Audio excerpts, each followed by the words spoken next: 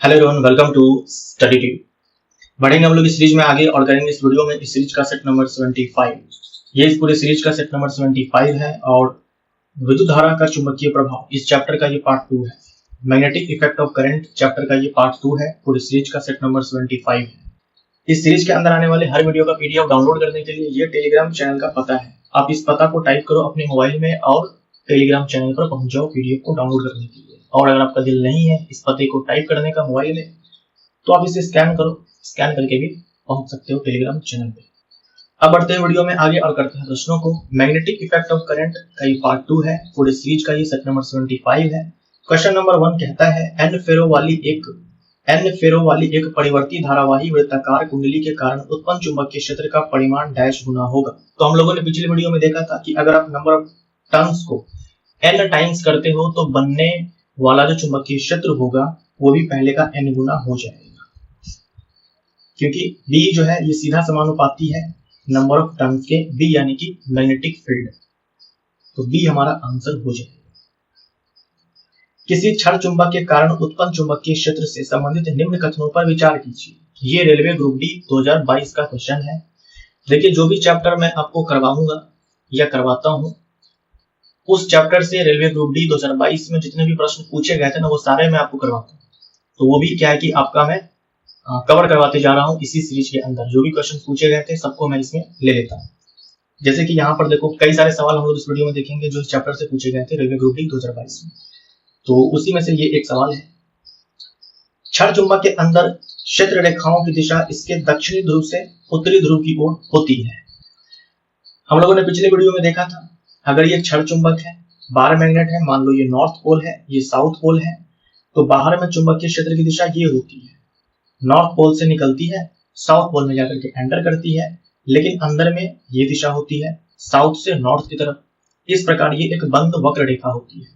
तो क्षण चुंबक के अंदर क्षेत्र रेखाओं की दिशा दक्षिणी ध्रुव से उत्तरी ध्रुव की ओर होती है। ये स्टेटमेंट सही है। चुंबकीय क्षेत्र रेखाएं केवल क्षण चुंबक के बाहर विद्यमान होती है, ये गलत है, अंदर बाहर दोनों जगह होती है। तो केवल एक कथन जो है सही है, सी हमारा राइट आंसर। किसी सीधे धारावाही चालक के कारण उत्पन्न चुंबकीय क्षेत्र से संबंधित निम्न कथनों पर विचार कीजिए। ये भी रेलवे ग्रुप डी 2022 का क्वेश्चन है। सीधे धारावाही चालक मान लो जो करंट है ये ऊपर की ओर फ्लो हो रहा है। किसी बिंदु पर चुंबकीय दिक् सूचक की सुई के दक्षिणी ध्रुव की दिशा उस बिंदु पर चुंबकीय क्षेत्र की दिशा को दर्शाता है। देखो दक्षिणी ध्रुव लिखा हुआ है। मैंने आपसे कहा था ना कि जैसे मान लो कोई मैग्नेट है, ये बार मैग्नेट है, हमें ये जानना है कि इसके कारण चुंबकीय क्षेत्र की दिशा क्या है, या फिर ये धारावाही चालक है, इसके चारों तरफ चुंबकीय क्षेत्र का निर्माण होगा, उसकी दिशा क्या है ये जानना है। तो हम क्या करेंगे, नॉर्थ पोल को डालेंगे। इसके पास में हम क्या करेंगे, नॉर्थ पोल को डालेंगे और देखेंगे नॉर्थ पोल जो है किस रास्ते से होकर के जा रहा है, किस रास्ते पे वो गति कर रहा है, वही रास्ते पर लाइन खींच दो, चुंबकीय क्षेत्र रेखा वो कहलाती है। लेकिन यहाँ पर लिखा हुआ है दक्षिणी ध्रुव, तो ये गलत हो जाएगा, नॉर्थ, तो ये स्टेटमेंट जो है गलत है। यहाँ पे साउथ पोल लिखा हुआ है। यदि चालक में धारा की दिशा उलट दिया जाए तो चुंबकीय क्षेत्र रेखाओं की दिशा जो है उलट जाती है। क्या ये सही है? ये सही है। जैसे मान लो अभी क्या है, धारा ऊपर की दिशा में है, तो चुंबकीय क्षेत्र रेखा जो बनेगी वो कुछ इस प्रकार से बनेगी। इस प्रकार से अगर आप ऊपर से देखें तो एंटी क्लॉकवाइज। कैसे निकाला मैंने ये, राइट हैंड थंब रूल लगा करके, दक्षिण हस्त अंगुष्ठ नियम लगा करके, ये डायरेक्शन है। और अगर आप अभी धारा की दिशा जो पलट दो ऐसे, तो अभी भी जो है बनेगी ये वृत्त ही, लेकिन अब जो दिशा है ये पलट जाएगी चुंबकीय क्षेत्र की। यहाँ पर आप चेक कर सकते हो लगा करके राइट हैंड थंब रूल। अपने दाहिने हाथ से इस तार को इस प्रकार से पकड़ो कि जो अंगूठा है उसकी दिशा करंट की दिशा में होनी चाहिए। तो जो 4 उंगलियां हैं जिस दिशा में घूमेगी वही चुंबकीय क्षेत्र रेखा की दिशा हो जाएगी। तो धारा की दिशा अगर हम उलट देते हैं तो चुंबकीय क्षेत्र रेखाओं की दिशा उलट जाती है। बिल्कुल सही है। तो यहाँ पर केवल बी हमारा आंसर है, यानी कि ए विकल्प हमारा सही है। पास लिपटे विद्युत रोधी तांबे के तार की बेलन की आकृति की अनेक फेरों वाली कुंडली को डैश कहते हैं। मान लीजिए आप दुकान से कॉपर तार खरीद करके लाते हो, तो जो तार खरीद कर लाते हो उसमें आप जानते हो कि ऊपर में क्या होता है कि इंसुलेटर की कवर होती है। इंसुलेटर यानी कि विद्युत रोधी पदार्थों की परत होती है जो हमें बचाते हैं इलेक्ट्रिक शॉक से। उसी तार को क्या करो, आप ऐसे लपेट दो। बहुत आसान है। देखो ये इसे हम परिनालिका बोलते हैं। तार लाओ और इसको ऐसे पास जो है ऐसे घुमाते हुए बेलन की आकृति दे दो इसे। ये है परिनालिका। अगर इसी में हम करंट फ्लो करवा दें, मान लो मैंने इसको कनेक्ट कर दिया बैटरी से, करंट फ्लो करवा दिया, तो अब इनसे बोलेंगे धारावाही परिनालिका। और मान लो इसी में हम क्या करते हैं कि एक रॉड डाल देते हैं, चुंबकीय पदार्थ डाल देते हैं। मान लो मैंने इसमें डाल दिया आयरन रॉड और मैंने इसको कनेक्ट कर दिया बैटरी से, तो अब हम इसे बोलेंगे क्या? विद्युत चुंबक, इलेक्ट्रोमैग्नेट। यानी जो धारावाही परिनालिका है, धारावाही यानी कि करंट उसमें फ्लो कर रहा है, उसमें अगर आप किसी चुंबकीय पदार्थ को डाल देते हो तो वो अपने आप में कहलाएगा वैद्युत चुंबक यानी कि इलेक्ट्रोमैग्नेट। इलेक्ट्रोमैग्नेट जो है अस्थायी चुंबक है, टेम्परेरी मैग्नेट है, जब तक हम करंट फ्लो करवाएंगे मैग्नेट की तरह काम करेगा। और अगर हम मान लो इसमें सॉफ्ट आयरन कोर डाल देते हैं तब वो और भी अच्छा इलेक्ट्रोमैग्नेट बनता है, क्योंकि जो कोर हम डालते हैं उसके पदार्थ की प्रकृति पर चुंबकीय क्षेत्र का मान जो है डिपेंड करता है। अगर आप चाहते हो कि हम बढ़िया इलेक्ट्रोमैग्नेट बनाए तो सॉफ्ट आयरन कोर हम डालते हैं, सॉफ्ट आयरन कोर। किसी धारावाही परिनालिका और इसके कारण उत्पन्न चुंबकीय क्षेत्र से संबंधित निम्न कथनों पर विचार कीजिए। ये भी रेलवे ग्रुप डी 2022 का सवाल है। तो धारावाही परिनालिका, परिनालिका आप समझ चुके हो, और धारावाही कहने का मतलब उसमें करंट फ्लो कर रहा है, तो इसके कारण भी चुंबकीय क्षेत्र का निर्माण होगा, क्योंकि परिनालिका क्या है? तारों को लपेट करके हमने बनाया है, और जब किसी तार से विद्युत धारा प्रवाहित होती है तो उसके चारों तरफ चुंबकीय क्षेत्र का निर्माण होता है। तो जो चुंबकीय क्षेत्र का निर्माण होता है उससे संबंधित कथनों पर विचार कीजिए। यह क्षण चुंबक की तरह व्यवहार करती है। देखिए, धारावाही परिनालिका के कारण जो चुंबकीय क्षेत्र का निर्माण होता है क्षण चुंबक के जैसा ही होता है। तो जो कॉन्सेप्ट आप क्षण चुंबक में लगाते हो चुंबकीय क्षेत्र रेखाओं को लेकर के, वही कॉन्सेप्ट आपको धारावाही चालक के केस में लगा देना है, एक्स्ट्रा दिमाग कुछ नहीं लगाना है। तो ये सही है, धारावाही परिनालिका क्षण चुंबक की तरह व्यवहार करती है, बिल्कुल सही है। अंतर यह है कि क्षण चुंबक जो है, जो बार मैग्नेट है, अस्थायी है, भाई उसका चुंबकीय क्षेत्र का मान जो है वो फिक्स है। लेकिन जो धारावाही परिनालिका है, अगर हम उसमें आयरन रॉड डाल दें तो वो जो है चुंबक तो है लेकिन अस्थायी है। हम उसके मान को चेंज कर सकते हैं, उसके पोल को चेंज कर सकते हैं, लेकिन बार मैग्नेट में पोल जो है फिक्स होता है, जिधर नॉर्थ है उधर नॉर्थ रहेगा। लेकिन परिनालिका के केस में क्या है कि हम नॉर्थ साउथ को चेंज कर सकते हैं, करंट के डायरेक्शन को चेंज करके। हम जो चुंबकीय क्षेत्र का जो मान है जो उसके कारण बनने वाला है उसको भी चेंज कर सकते हैं, करंट के मान को बढ़ा करके, नंबर ऑफ टर्न्स को बढ़ा करके। तो ये अंतर होता है क्षण चुंबक और आपका जो ये विद्युत चुंबक होता है उसमें। इसका सिरा, इसका एक सिरा उत्तर ध्रुव और दूसरा सिरा दक्षिण ध्रुव तरफ व्यवहार करता है। सही है भाई, क्षण चुंबक को आपको याद करना है। जब भी धारावाही परिनालिका की बात हो क्षण चुंबक को याद करना है। क्षण चुंबक में दो पोल होता है, नॉर्थ साउथ। यहाँ भी देखो नॉर्थ साउथ दो पोल है। परिनालिका के भीतर चुंबकीय क्षेत्र एक समान होता है। परिनालिका के भीतर चुंबकीय क्षेत्र एक समान होता है, यानी जो परिनालिका है उसके अंदर चुंबकीय क्षेत्र हर जगह पर एक समान होगा, हर जगह पर एक समान होगा। मतलब अंदर मान लो इस पॉइंट पर एक टेस्ला है तो सारे ही पॉइंट पर एक टेस्ला, कहीं पर भी देख लो तो एक टेस्ला। तो सी भी सही है, बी भी सही है, ए भी सही है, तीनों सही है। ए हमारा यहां भी आप देख लो चुंबकीय क्षेत्र रेखाएं नॉर्थ पोल से निकल रही है, साउथ पोल में जाकर के एंटर कर रही है, और अंदर में साउथ से नॉर्थ की तरफ है। विद्युत धारावाही परिनालिका के कारण उत्पन्न चुंबकीय क्षेत्र से संबंधित गलत विकल्प चुने। धारावाही परिनालिका है, इसके कारण उत्पन्न चुंबकीय क्षेत्र से संबंधित गलत विकल्प चुने।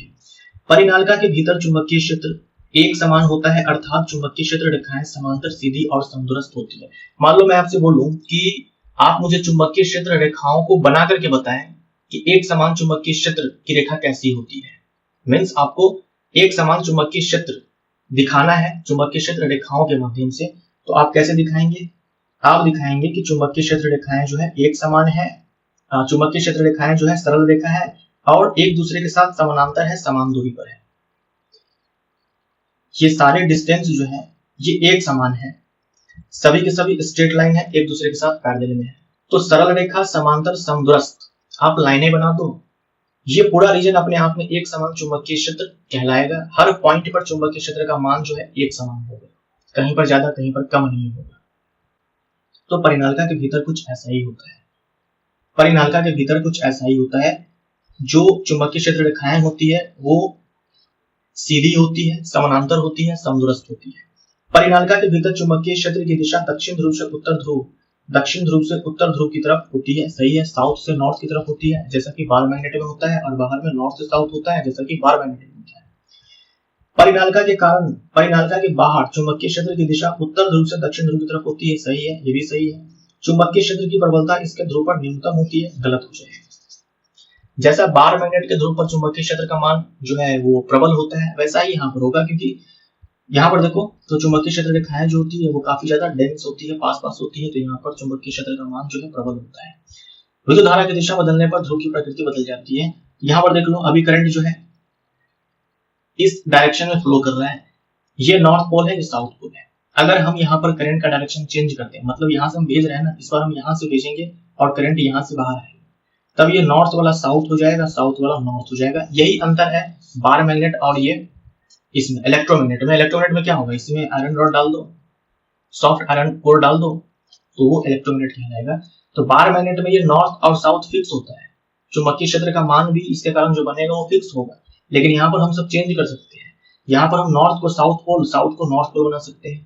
यहाँ पर हम चुंबकीय क्षेत्र का मान जो है बदल सकते हैं, भाई धारा का मान बढ़ा देंगे। यहाँ पर तो ऐसा कॉन्सेप्ट नहीं है, धारा का मान पहले 5 था, मान लो अब 10 कर देंगे, तो चुंबकीय क्षेत्र का मान जो है और भी ज्यादा प्रबल हो जाएगा। और क्या कर सकते हैं, हम फेरों की संख्या बढ़ा देंगे, तब भी चुंबकीय क्षेत्र का मान और प्रबल हो जाएगा। तो ये मुख्य अंतर है अस्थायी और अस्थायी चुंबक में, क्षण चुंबक और वैद्युत चुंबक में। किसी विद्युत धारावाही सीधी लंबी परिनालिका के भीतर चुंबकीय क्षेत्र कैसा होता है? सभी बिंदुओं पर एक समान होता है, ये एनसीईआरटी एग्जाम्पल का क्वेश्चन है। सभी बिंदुओं पर एक समान होता है। एन फेरो और प्रवाहित धारा आई वाली किसी परिनालिका के अंदर चुंबकीय उत्पन्न चुंबकीय क्षेत्र का परिमाण डैश के समानुपाती होता है। याद रखिएगा, B directly proportional to N I होता है। जो धारावाही परिनालिका आपने देखा उसके भीतर चुंबकीय क्षेत्र जो बनता है वो सीधा समानुपाती होता है फेरों की संख्या और प्रवाहित होने वाली विद्युत धारा के। तो एन आई हमारा आंसर हो जाएगा। ये रेलवे ग्रुप डी 2022 का पूछा हुआ क्वेश्चन है। चुंबकीय क्षेत्र रेखाओं के संबंध में निम्न में से असत्य प्रकथन का चयन कीजिए। ये एनसीईआरटी एग्जाम्पल का क्वेश्चन है। किसके कारण है? चुंबकीय क्षेत्र रेखाओं के संबंध में निम्न में से असत्य प्रकथन का चयन कीजिए। अच्छा, चुंबकीय क्षेत्र रेखाओं के संबंध में बताना है। किसी बिंदु पर चुंबकीय क्षेत्र की दिशा वह होती है जिस ओर किसी चुंबकीय दिक्सूची का उत्तर ध्रुव संकेत करता है। सही है ये। चुंबकीय क्षेत्र रेखाएं बंद वक्र होती है, सही है, जबकि विद्युत क्षेत्र रेखाएं बंद वक्र नहीं होती है। यदि चुंबकीय क्षेत्र रेखाएं समांतर तथा समदूरस्थ है तो वे शून्य क्षेत्र तीव्रता को निरूपित करती है। गलत हो जाएगा। समांतर, समदूरस्थ और सीधी रहे तो एक समान चुंबकीय क्षेत्र। यहां लिखा हुआ है क्या? शून्य क्षेत्र तीव्रता को निरूपित करती है। देखो, जहां शून्य क्षेत्र है, जहां शून्य क्षेत्र है मतलब जहां मैग्नेटिक फील्ड 0 है, भाई वहां पर चुंबकीय क्षेत्र रेखाएं होंगी ही नहीं, वहां पर चुंबकीय क्षेत्र रेखाएं होंगी ही नहीं, इसीलिए गलत हो जाएगा। चुंबकीय क्षेत्र की आपेक्षिक प्रबलता क्षेत्र रेखाओं की निकटता की कोटि द्वारा दर्शाई जाती है। लेकिन चुंबकीय क्षेत्र की जो आपेक्षिक प्रबलता है क्षेत्र रेखाओं की निकटता की कोटि द्वारा दर्शाई जाती है। सही है। जैसे मान लो मैंने ये चुंबकीय क्षेत्र रेखा का मैंने निर्माण कर दिया। अब देखो, यहाँ पर चुंबकीय क्षेत्र रेखाएं जो है पास पास है, तो यहाँ पर चुंबकीय क्षेत्र का मान प्रबल होगा। यहाँ पर दूर दूर है तो यहाँ पर इसके तुलना में कम होगा। तो ये सही है, आंसर हमारा सी है। अब ये इतना बड़ा सवाल है, ये भी एनसीईआरटी एग्जाम्पल का क्वेश्चन है। थोड़ा सा ध्यान से देखिए क्या लिखा हुआ है, क्योंकि फॉन्ट साइज जो है यहाँ पर बहुत ही छोटा है, क्योंकि क्वेश्चन जो है बड़ा है। किसी लंबी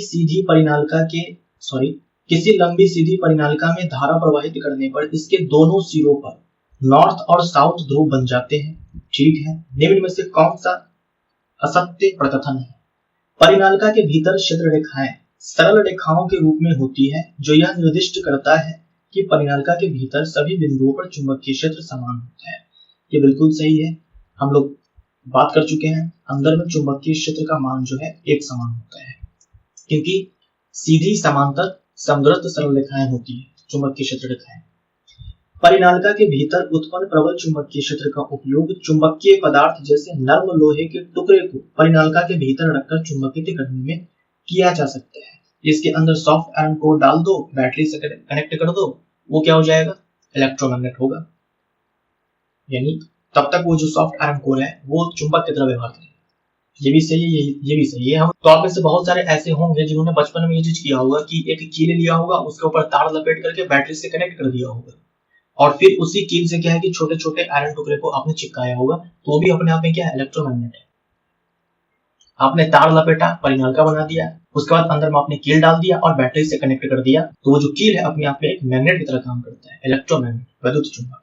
परिनालिका से संबद्ध चुंबकीय क्षेत्र का पैटर्न क्षण चुंबक के चारों ओर के चुंबकीय क्षेत्र पैटर्न से भिन्न होता है। ये गलत हो जाएगा, भिन्न नहीं होगा, समान होगा। क्षण चुंबक के कारण बनने वाली जो चुंबकीय क्षेत्र का पैटर्न होता है, वही चुंबकीय क्षेत्र का पैटर्न जो है धारावाही परिनालिका के कारण भी होता है, सेम होता है। यहाँ भिन्न लिखा हुआ है, तो ये गलत हो जाएगा स्टेटमेंट। परिनालिका में प्रवाहित धारा की दिशा उत्क्रमित करने पर नॉर्थ तथा साउथ ध्रुव की अदला बदली हो जाती है। ये भी बिल्कुल सही है। अभी करंट इधर से फ्लो करवा रहे हो तो ये साउथ पोल है या नॉर्थ पोल है। अब करंट क्या करो, इधर से फ्लो करवाओ, इधर से बाहर करंट आएगा, तब ये नॉर्थ वाला साउथ हो जाएगा, साउथ वाला नॉर्थ हो जाएगा। ये भी सही है। आंसर हमारा सी है। एनसीईआरटी एग्जाम्पल का ये क्वेश्चन। किसी लंबी सीधी धारावाही परिनालिका के भीतर चुंबकीय क्षेत्र की तीव्रता केंद्र की अपेक्षा सिरों पर अधिक होती है, गलत हो जाएगा। मध्य में सबसे कम होती है, गलत हो जाएगा। सभी बिंदुओं पर समान होती है, सही हो जाएगा। सी हमारा राइट आंसर हो जाएगा। विद्युत चुंबक के संदर्भ में असत्य कथन चुन, यानी कि इलेक्ट्रोमैग्नेट, सब कुछ तो मैंने आपको बता ही दिया है। इलेक्ट्रोमैग्नेट यह एक अस्थायी चुंबक है, सही है। जब तक हम करंट फ्लो करवाएंगे इलेक्ट्रोमैग्नेट कहलाएगा। देख लो, इसी के बारे में मैंने आपसे अभी कहा कि बचपन में आपने हो सकता है किया होगा, ऐसे तार लपेट करके अंदर में आपने कील डाल दिया, आयरन नेल डाल दिया। अब क्या है कि यहाँ पर छोटे छोटे आयरन के टुकड़े जो है चिपकने लगेंगे, क्योंकि ये अपने आप में अब इलेक्ट्रोमैग्नेट है। लेकिन जैसे हम इसको बैटरी से डिस्कनेक्ट करेंगे, इसके अंदर की जो मैग्नेटिक प्रॉपर्टी है वो खत्म हो जाएगी। इसीलिए ये अस्थायी चुंबक है, इसीलिए ये अस्थायी चुंबक है। अब क्योंकि ये इलेक्ट्रोमैग्नेट है, तो यहाँ पर क्या है, इसका साउथ पोल है और यहाँ पर इसका नॉर्थ पोल है, ठीक है। अब क्या करो, इस बैटरी को आप घुमा करके लगाओ, घुमा कर लगाओ, यहाँ पर प्लस कर दो, यहाँ पर माइनस कर दो। अभी क्या है कि करंट ऐसे फ्लो हो रहा है। अब हमने बैटरी को घुमा दिया, घुमाने के बाद क्या होगा, करंट अब ऐसे फ्लो होगा, तो अब ये नॉर्थ पोल कहलाएगा और ये साउथ पोल कहलाएगा। तो असत्य कथन चुनना था, लिखा है यह एक अस्थायी चुंबक है, सही है। यह एक अस्थायी चुंबक है, गलत हो जाएगा। धारावाही परिनालिका के भीतर चुंबकीय पदार्थ जैसे नर्म लोहे को रख कर विद्युत चुंबक बनाया जाता है, सही है। परिनालिका में फेरों की संख्या और धारा का मान बढ़ाकर विद्युत चुंबकीय प्रबलता को बढ़ाया जा सकता है, सही है। धारा का मान बढ़ाओगे, चुंबकीय क्षेत्र का मान जो है बढ़ जाएगा, और अगर आप फेरों की संख्या बढ़ाओगे, नंबर ऑफ टर्न्स बढ़ाओगे, तो भी चुंबकीय क्षेत्र का मान बढ़ेगा। निम्न में से सही विकल्प चुने। धारावाही चालक अपने चारों तरफ चुंबकीय क्षेत्र उत्पन्न करता है, सही है। धारावाही चालक द्वारा उत्पन्न चुंबकीय क्षेत्र में रखे किसी चुंबक पर एक बल आरोपित होता है। धारावाही चालक द्वारा उत्पन्न चुंबकीय क्षेत्र में रखे किसी चुंबक पर एक बल आरोपित होता है, सही है। चुंबकीय क्षेत्र में हम किसी चुंबक को रखेंगे, चुंबकीय क्षेत्र में हम किसी चुंबक को रखेंगे तो उसके ऊपर बल लगेगा, सही। हम लोग बात कर चुके हैं पिछली वीडियो में बहुत ही अच्छे तरीके से। किसी चुंबकीय क्षेत्र में रखे धारावाही चालक अपने ऊपर बल महसूस कर सकता है, ये भी सही है। डी हमारा आंसर। देखिए, किसी चुंबकीय क्षेत्र में हम किसी चुंबक को डालेंगे तब तो बल लगेगा ही उस पर, लेकिन अगर हम किसी चुंबकीय क्षेत्र में धारावाही चालक को भी डालेंगे तो धारावाही चालक के कारण भी अपना उसका चुंबकीय क्षेत्र होगा, और जिस चुंबकीय क्षेत्र में हम डालेंगे वहां पर तो वो चुंबकीय क्षेत्र है ही। मतलब मान लीजिए ये क्षण चुंबक है, ये क्षण चुंबक है, इसके कारण अपना तो चुंबकीय क्षेत्र है ही। इसी में हम क्या करेंगे, धारावाही चालक भी डाल देंगे। धारावाही चालक, करंट फ्लो हो रहा है तो इसका भी अपना चुंबकीय क्षेत्र बनेगा ना, तो क्या होगा, ये जो तार है इस पर बल लगाएगा, इसके कारण जो चुंबकीय क्षेत्र बनेगा वो इस पर बल लगाएगा, और इस मैग्नेट का जो चुंबकीय क्षेत्र है वो इस पर बल लगाएगा।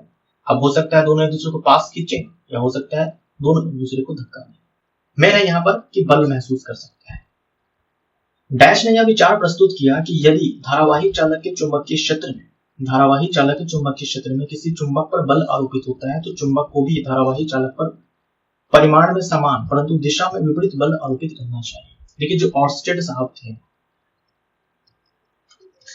इन्होंने क्या ढूंढा, इन्होंने ये ढूंढा कि जब किसी धारावाही चालक के सामने किसी चुंबक को या फिर किसी दिक् सूचक को डाला जाता है तो दिक् सूचक की जो सुई होती है अपने आप में 12 मैग्नेट होता है, उनमें डिफ्लेक्शन होता है। ये ऑर्स्टेड साहब ने एक्सीडेंटली इस चीज को खोजा।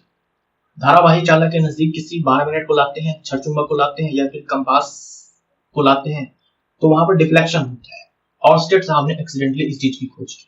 अब जो एम्पियर साहब है इन्होंने क्या कहा कि अच्छा ठीक है, ऐसा है, धारावाही चालक के चुंबकीय क्षेत्र में हम किसी चुंबक को डालते हैं तो इस पर बल लगता है, तो ये जो चुंबक है ये भी इस पर बल लगाएगा समान परिमाण का। मान लो ये बल लगाया 1 न्यूटन का, तो ये चुंबक भी इस पर लगाएगा 1 न्यूटन का। मतलब कोई बड़ी बात इन्होंने नहीं कही, न्यूटन का थर्ड लॉ है, हम सब जानते हैं। इसके चुंबकीय क्षेत्र में अगर हमने इसको डाला है और इस पर बल लग रहा है तो इसका भी तो अपना चुंबकीय क्षेत्र है, ये भी इस पर बल लगाएगा समान परिमाण में, दिशा में विपरीत, न्यूटन थर्ड। तो ये बात एम्पियर साहब ने की। चुंबकीय क्षेत्र में रखे धारावाही चालक पर लगने वाले बल की दिशा निर्भर करती है। देखो बल का परिमाण कितना होगा ये हमारे सिलेबस में नहीं है। चुंबकीय क्षेत्र में अगर हम धारावाही चालक को डालते हैं और उस पर जो बल लगता है वो बल कितना लगेगा हमें नहीं जानना है, हमारे सिलेबस में नहीं है। लेकिन दिशा जो है पूछी जाती है, क्योंकि बल जो है सदिश राशि है, तो दिशा जो है आपको यहाँ पर पता करने आना चाहिए। तो हम लोग आगे देखेंगे कि दिशा कैसे निकालेंगे। फिलहाल आपको यहाँ पर इस क्वेश्चन में ये ध्यान में रखना है कि जो धारावाही चालक पर बल लगता है उस बल की दिशा डिपेंड जो है करती है चालक में धारा की दिशा पर, चुंबकीय क्षेत्र की दिशा पर। यानी चालक में धारा की दिशा पलट दो तो लगने वाला जो बल है उसकी दिशा बदल जाएगी, या फिर चुंबकीय क्षेत्र की दिशा बदल दो तो लगने वाला बल जो है उसकी दिशा बदल जाएगी। किसी चुंबकीय क्षेत्र में रखे धारावाही चालक पर लगने वाले बल की दिशा पलट जाएगी यदि चुंबकीय क्षेत्र की दिशा पलट दी जाए या चालक में धारा की दिशा पलट दी जाए। मतलब बल की दिशा जो है इन दोनों की डायरेक्शन पर डिपेंड करती है। किसी चुंबकीय क्षेत्र में धारावाही चालक पर आरोपित बल अधिकतम होता है। देखो हमने ये तो जाना कि भाई चुंबकीय क्षेत्र में हम धारावाही चालक डालेंगे, किसी चुंबकीय क्षेत्र में हम लोग जब धारावाही चालक को डालेंगे तो उस पर बल लगेगा। मैंने आपसे कहा बल का परिमाण क्या होगा ये हमें नहीं जानना है, ये हमारे सिलेबस से बाहर का चीज है। लेकिन दिशा जो है हमारे लिए इंपॉर्टेंट है, और हम ये चीज तो बता ही सकते हैं कि कब ज्यादा लगेगा कब कम लगेगा, कितना लगेगा ये हमारे लिए इंपॉर्टेंट नहीं है। तो देखिए ये चुंबकीय क्षेत्र की दिशा है। जैसे मान लो मैग्नेट है, मैग्नेट के चारों तरफ चुंबकीय क्षेत्र है और उसमें वहां पर हमने क्या किया है कि एक धारावाही चालक डाल दिया है। तो मान लो ये चुंबकीय क्षेत्र की दिशा है और धारा के बहने की दिशा भी यही है, चालक में धारा की बहने की दिशा भी यही है। दोनों के बीच में एंगल कितना है 0 डिग्री, लगने वाला बल 0। ये दोनों क्या है आपस में पैरेलल है। मान लो चुंबकीय क्षेत्र की दिशा ये है और धारा की दिशा ठीक विपरीत है, एंगल कितना है 180 डिग्री, लगने वाला बल अभी भी 0। अब मान लो चुंबकीय क्षेत्र की दिशा ये है और धारा की दिशा ये है, यानी ये दोनों एक दूसरे के 90 डिग्री एंगल पर हो, तब लगने वाला जो बल है ये मैक्सिमम होगा। तो 90 डिग्री एंगल बने तो जो लगने वाला बल होगा धारावाही चालक पर मैक्सिमम होगा, और मान लीजिए समानांतर है चाहे वो पैरेलल एंटी पैरेलल हो तो लगने वाला बल 0 हो जाएगा। बाकी किसी भी एंगल पर डालेंगे तो 0 और ये जो मैक्सिमम मान है उसके बीच में आएगा। तो चालक में धारा की दिशा और चुंबकीय क्षेत्र की दिशा एक समान होता है तब लगने वाला बल जो है वो अधिकतम होता है। गलत हो जाएगा, गलत हो जाएगा, यहाँ लंबवत है, ये सही हो जाएगा, सी हमारा आंसर। ये याद रखिएगा, ये एग्जाम में पूछा जाता है, पूछा जा चुका है पिछले साल, ये भी पिछले साल का पूछा हुआ ग्रुप डी का सवाल है। किसी चुंबकीय क्षेत्र में स्थित एक सीधे धारावाही चालक पर आरोपित बल से संबंधित निम्न कथनों पर विचार कीजिए। चुंबकीय क्षेत्र में जो है, चुंबकीय क्षेत्र में धारावाही चालक है उस पर आरोपित बल के संबंध में विचार करना है। चलिए बैठकर विचार करते हैं। बल की दिशा चालक में प्रवाहित धारा की दिशा पर निर्भर नहीं करती है। हम लोगों ने देखा धारा की दिशा पर भी निर्भर करती है और चुंबकीय क्षेत्र की दिशा पर भी निर्भर करती है। यहाँ लिखा नहीं करती है तो गलत हो जाएगा। बल की दिशा उस चुंबकीय क्षेत्र की दिशा पर निर्भर करती है जिसमें चालक स्थित है। सही है, तो केवल ए विकल्प जो है, हमसे क्या पूछा था, कथन सही है ना, तो केवल बी जो है सही है, यानी कि ऑप्शन ए हमारा सही है। किसी सीधे धारावाही चालक के कारण उत्पन्न चुंबकीय क्षेत्र रेखाओं से संबंधित निम्न कथनों पर विचार कीजिए। ये भी रेलवे ग्रुप डी 2022 का पूछा हुआ सवाल है। सीधे धारावाही चालक के कारण पूछा इस बार। तार से आर दूरी पर उत्पन्न चुंबकीय क्षेत्र रेखाएं सकेंद्रित वृत्त के रूप में होती है। तो ये रहा सीधा धारावाही चालक, इसमें करंट ऊपर की ओर फ्लो कर रहा है। तो तार से आर दूरी पर तार से हम जैसे जैसे दूर जाएंगे सकेंद्री वृत्त का निर्माण होता जाएगा, और तार से दूरी बढ़ने पर सकेंद्री वृत्त की त्रिज्या बढ़ती है। सही है, जैसे हम तार से दूर जा रहे हैं रेडियस इंक्रीज होता जा रहा है। ये भी सही है, यानी कि दोनों विकल्प जो है सही है, दोनों स्टेटमेंट्स जो है सही है, यानी कि ऑप्शन ए हमारा राइट है।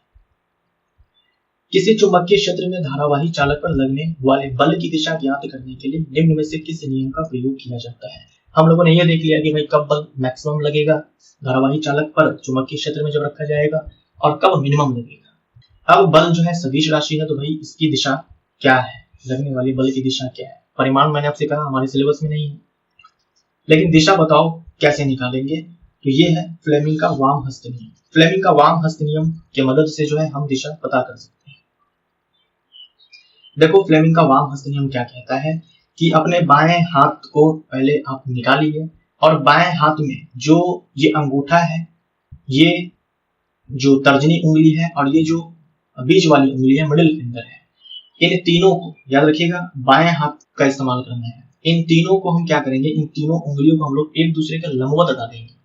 तीनों आपस में परपेंडिकुलर है, तीनों लंबवत है। हमें बल की दिशा चाहिए, तो चुंबकीय क्षेत्र में धारावाही चालक को डाला गया है, तो क्या करना है कि बीच वाली उंगली को हमें विद्युत धारा की दिशा में डालना है, और चुंबकीय क्षेत्र की दिशा में हम लोग तर्जनी उंगली को डालेंगे। तब अंगूठा की दिशा देख लेना, अंगूठा की दिशा जो होगी वही धारावाही चालक पर लगने वाला बल की दिशा होगी। चुंबकीय क्षेत्र के अंदर स्थित धारावाही चालक पर लगने वाला बल ज्ञात करने के लिए, देखो बल ज्ञात करने के लिए नहीं, यहाँ पर छूट गया है, बल की दिशा ज्ञात करने के लिए, यहाँ पर लिख लेना बल की दिशा ज्ञात करने के लिए प्रयुक्त फ्लेमिंग के बाएं हाथ के नियम के अनुसार, इसी को बोलते हैं फ्लेमिंग का वाम हस्त नियम। वाम का मतलब बायां। अंगूठा और तर्जनी क्रमशः डैश और डैश की दिशा को निरूपित करता है। कम से कम आप ये याद रखो ना कि जो थंब है ये फोर्स बताएगा, जो थंब है ये फोर्स बताएगा। एफ बी आई याद रखना है आपको, ये फोर्स बताएगा। ये एफ का मतलब फोर्स है, बी का मतलब मैग्नेटिक फील्ड है, आई का मतलब करंट है। तो ये जो फोर्स है ये थंब जो है बताएगा, और बी जो है ये आपकी है ये अंगूठा जो है उसके बाद वाली उंगली कौन सी उंगली होती है, इंडेक्स फिंगर, तर्जनी उंगली, और उसके बाद जो है ये आई है यानी कि मिडिल फिंगर। तो अंगूठा बल बताएगा। अंगूठा देखो जो 5 उंगलियां है उसमें अंगूठा जो है सबसे मोटा है ना, अंगूठा जो है सबसे मोटा है, देखने से लगता है कि बलवान है, अंगूठा जो है देखने से लगता है कि बलवान है। तो अंगूठा बल की दिशा, और जो तर्जनी उंगली है ये चुंबकीय क्षेत्र की दिशा, डी होगा। चुंबकीय क्षेत्र और चालक में धारा की दिशा। चुंबकीय क्षेत्र और जिस चुंबकीय क्षेत्र में धारावाही चालक डाला गया है उसमें धारा की दिशा के बीच का कोण डैश के लिए फ्लेमिंग के बाएं हाथ का नियम उपयोग किया जा सकता है। चुंबकीय क्षेत्र की दिशा और चालक में धारा की दिशा एक दूसरे के लंबवत होंगे, तभी जाकर के हम फ्लेमिंग का बाएं हाथ का नियम लगा सकते हैं ना, क्योंकि फ्लेमिंग के बाएं हाथ के नियम में कहा गया है कि तीनों जो है आपस में परपेंडिकुलर होनी चाहिए। तो 90 डिग्री हमारा। ये भी रेलवे ग्रुप डी 2022 का पूछा हुआ सवाल है। ये तीनों उंगलियां जो है आपस में कैसी होनी चाहिए, लंबवत होनी चाहिए। फ्लेमिंग के बाएं हाथ के नियम में अंगूठा तर्जनी और मध्यमा क्रमशः किसे निरूपित करते हैं। ये भी रेलवे ग्रुप डी 2022 का पूछा हुआ सवाल है। तो कम से कम अंगूठा जो कि सबसे ज्यादा बलवान है ये बल बताएगा। तो आप इन 4 ऑप्शंस में से कुछ को डिलीट तो कर सकते हो। पहले क्या है, अंगूठा है तो पहले बल आना चाहिए ऑप्शन। यहाँ चुंबकीय क्षेत्र है, काट दो, यहाँ चुंबकीय क्षेत्र है, काट दो, यहाँ धारा है, काट दो, यहाँ देखो बल है, डी हमारा आंसर। चित्र में दर्शाए अनुसार कोई इलेक्ट्रॉन किसी चुंबकीय क्षेत्र में क्षेत्र के लंबवत प्रवेश करता है, इलेक्ट्रॉन पर आरोपित बल की दिशा। सबसे पहले तो आप ये याद रखिए कि इलेक्ट्रॉन या फिर कोई नेगेटिव चार्ज के चलने की डायरेक्शन अगर ये है तो करंट के बहने की दिशा ये होती है विपरीत। अगर मान लो प्रोटॉन है या फिर कोई भी पॉजिटिव चार्ज है, अगर वो इस डायरेक्शन में चलता है तो करंट भी इसी डायरेक्शन में बहता है। ये आपको ध्यान रखना, ये इंपॉर्टेंट है कि नेगेटिव चार्ज या फिर इलेक्ट्रॉन के चलने की दिशा जो होती है ठीक विपरीत करंट बहने की दिशा होती है, और प्रोटॉन या फिर पॉजिटिव चार्ज के चलने की जो दिशा होती है ठीक वही डायरेक्शन जो है करंट के बहने की दिशा होती है। यहाँ पर हमसे ये कहा गया है कि ये चुंबकीय क्षेत्र की दिशा है, और करंट के देखो यहाँ पर गमन करने की दिशा आपको ऐसे दिखलाया गया है, तो आप करंट ठीक इसके विपरीत कर दोगे, ये करंट है। मतलब धारावाही चालक में जो धारा है वो ऊपर की ओर ऐसे देखो यहाँ पर प्रवाहित हो रही है, 90 डिग्री के एंगल पर है ये, और ये चुंबकीय क्षेत्र की दिशा है। अब धारावाही चालक पर लगने वाली बल की दिशा क्या है ये बताओ। तो बल निकालना है तो वाम हस्त नियम लगाएंगे, फ्लेमिंग का वाम हस्त नियम। अपना बायां हाथ निकालो, वहां पर जो आपकी ये तर्जनी उंगली है उसे रखेंगे आप चुंबकीय क्षेत्र की दिशा में, जो बीच वाली उंगली है उसे रखेंगे आप धारा की दिशा में, और तब देखो अंगूठी की डायरेक्शन क्या है, वही धारावाही चालक पर लगने वाली बल की दिशा है। तो आप ऐसा करके देखो, आपको आंसर मिलेगा डी। वीडियो पॉज करिए और बना करके देखिए। किसी प्रोटॉन का निम्नलिखित में से कौन सा गुण किसी चुंबकीय क्षेत्र में मुक्त गति करते समय परिवर्तित हो जाता है। ये भी एनसीईआरटी एग्जाम्पल का क्वेश्चन है। पिछले वाला जो सवाल था वो एनसीईआरटी बुक का क्वेश्चन था। तो जब किसी हम चार्ज पार्टिकल को, चाहे वो नेगेटिव चार्ज पार्टिकल हो चाहे पॉजिटिव चार्ज पार्टिकल हो, जब किसी चार्ज पार्टिकल को हम चुंबकीय क्षेत्र में फेंकते हैं तो उसके ऊपर बल लगता है। बल लगेगा तो बल लगने से क्या होगा, उसके डायरेक्शन में चेंज आ जाता है। तो होगा यहाँ पर क्या, द्रव्यमान चाल में कोई अंतर नहीं होगा क्योंकि मुक्त गति कर रहा है। द्रव्यमान चेंज नहीं होगा, चाल चेंज नहीं होगा क्योंकि मुक्त गति कर रहा है, लेकिन डायरेक्शन में चेंज आ जाएगा। डायरेक्शन में जो है चेंज आ जाएगा, और जैसे ही डायरेक्शन में चेंज आएगा तो आपको पता होगा कि वेग जो है ये सदिश राशि है। दिशा के बदलने से वेग जो है बदल जाता है, और जो संवेग है ये द्रव्यमान गुने में वेग होता है। भाई द्रव्यमान चेंज नहीं हुआ लेकिन वेग तो चेंज हो गया दिशा के बदलने से। तो अगर वेग चेंज हो गया तो संवेग भी चेंज हो जाएगा। तो संवेग भी हमारा आंसर यहाँ पर, यानी कि संवेग और वेग दोनों परिवर्तित हो जाते हैं। तो उपर्युक्त में से एक से अधिक हमारा आंसर। तो जब किसी चार्ज पार्टिकल को हम चुंबकीय क्षेत्र में फेंकते हैं तो उसके ऊपर बल लगता है। बल लगने से दिशा में परिवर्तन होगा। तो ये चीज निश्चित है कि उसका वेग और संवेग दोनों चेंज हो जाएगा। पश्चिम की ओर प्रक्षेपित कोई धन आवेशित कण जैसे कि अल्फा कण किसी चुंबकीय क्षेत्र द्वारा उत्तर की ओर विक्षेपित हो जाता है। चुंबकीय क्षेत्र की दिशा क्या है। अल्फा कण के बारे में याद रखना, इसमें 2 प्रोटॉन होते हैं, 2 न्यूट्रॉन होते हैं, इलेक्ट्रॉन नहीं होते हैं, इसीलिए धन आवेशित कण बोले हैं, क्योंकि न्यूट्रॉन पे कोई चार्ज नहीं होता है, प्रोटॉन पे प्लस चार्ज होता है। तो इसलिए ये जो अल्फा पार्टिकल है ये आपका पॉजिटिवली चार्ज पार्टिकल होता है। अरे अल्फा पार्टिकल ये होता है हीलियम पे 2 प्लस चार्ज, यही अल्फा पार्टिकल है। हीलियम से दोनों इलेक्ट्रॉन निकाल दो तो बचेगा 2 प्रोटॉन 2 न्यूट्रॉन, तो यही अल्फा पार्टिकल है। इसको देखो फेंका गया पश्चिम की ओर, ऐसे पश्चिम की ओर फेंका गया अल्फा पार्टिकल को, जो कि प्लस चार्ज वाला है। मैंने आपसे कहा प्लस चार्ज की जो डायरेक्शन होती है वही करंट के बहने की डायरेक्शन होती है। तो आप ये भी बोल सकते हो कि करंट के बहने की डायरेक्शन ये है। बोला ये है कि जब फेंका गया इसको पश्चिम की ओर तो ये विक्षेपित हो जाता है उत्तर की ओर। फेंका गया इस डायरेक्शन में, यानी करंट इस डायरेक्शन में, बल लगा किस डायरेक्शन में, उत्तर की ओर, बल लगा इस डायरेक्शन में। भाई जिस डायरेक्शन में बल लगेगा उसी डायरेक्शन में तो भागेगा, विक्षेपित होगा। तो अब बताओ चुंबकीय क्षेत्र की दिशा क्या है। मतलब इस बार क्या है कि आपको थंब रखना है ऊपर की ओर, मतलब उत्तर की ओर। ये जो आई है जो कि बीच वाली उंगली है इसको रखना है पश्चिम की ओर। अब देख लो जो आपकी तर्जनी उंगली है वो किस डायरेक्शन में है। तो यहां पर देखो आप, ये उत्तर है, ये पश्चिम है, ये पूरब है, और ये है आपका दक्षिण। तो अब यहां पर लगाओ फ्लेमिंग का वाम हस्त नियम। जब आप फ्लेमिंग का वाम हस्त नियम लगाओगे तो करंट देख लो आपको ऐसे, जो चुंबकीय क्षेत्र की दिशा है वो आपको इस डायरेक्शन में मिलेगी। इसे बोलेंगे हम अधोमुखी, अधोमुखी नहीं ऊपरी मुखी। डी हमारा आंसर हो जाएगा, यानी कि इसको बोलेंगे हम अंग्रेजी में अपवर्ड, और ये डाउनवर्ड, ऊपरी मुखी, इस प्रकार से। तो ये हमारा सेट नंबर 75 यहाँ पर समाप्त होता है। Thank you so much.